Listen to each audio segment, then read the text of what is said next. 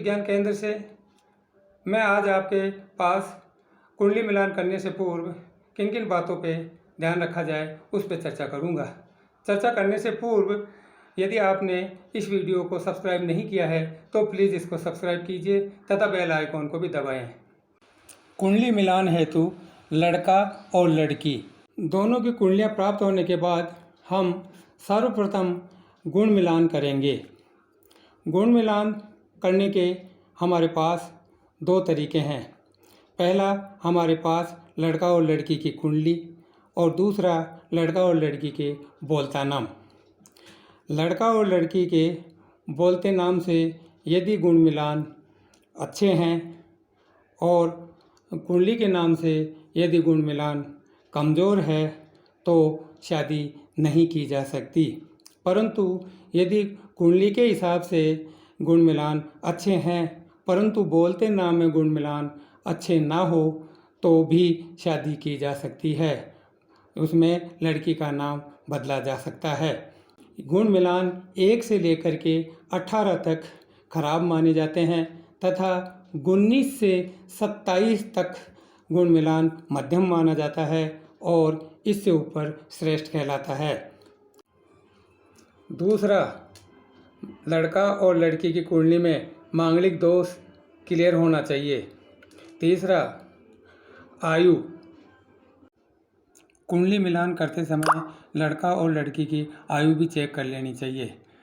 हमारे पास ये कुंडली है, ये लड़के की कुंडली है, ये लड़की की कुंडली है। मान लिया लड़की की आयु ठीक है, लड़की की आयु भी ठीक है तो इन दोनों की शादी की जा सकती है।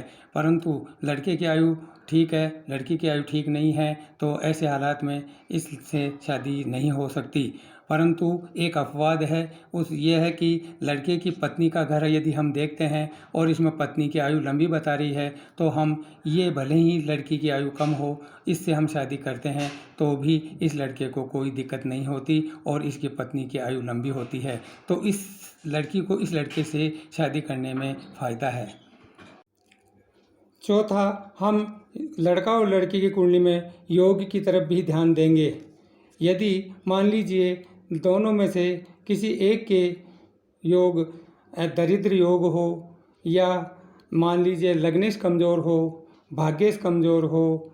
कई परिवारों के मुख से हमने ये भी सुना है कि पंडित जी, हमने जब से बच्चे की शादी की है तब से बच्चे की नौकरी भी लग चुकी है तथा घर में अच्छी सामंजस्य भी स्थापित है, सुख समृद्धि है और माता पिताओं की सेवा भी अच्छी हो रही है।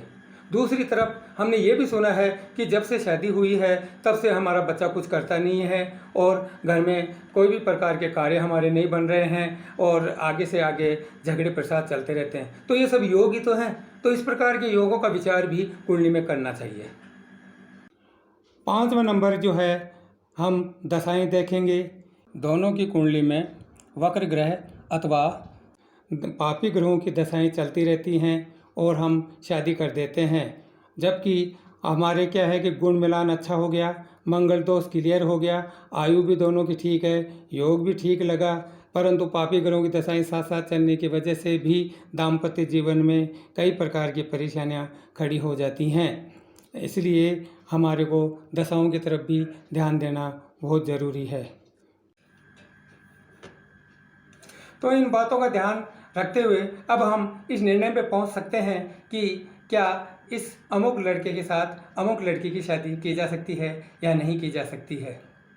आपके मन में एक सवाल और आ रहा होगा कि ये जिनकी कुंडलियां उपलब्ध नहीं है उनको कैसे पता करें। आपका सवाल बिल्कुल सही है। उनके लिए विद्वानों ने प्रश्न कुंडली की खोज की है। आपको यदि कोई रिश्ता मंजूर है और लड़का लड़की पसंद है तो आप पंडित जी के पास जाकर के इस बारे में आप सवाल कीजिए और पंडित जी प्रश्न कुंडली बनाएंगे, एनालिसिस करेंगे। उसके बाद में जैसा भी होगा वो आपको निर्णय बताएंगे और आपको उसके अनुसार ही चलना होगा। तो बने रहिए, आपको हम आगे भी ज्योतिष से संबंधित नई नई जानकारियाँ देते रहेंगे। धन्यवाद।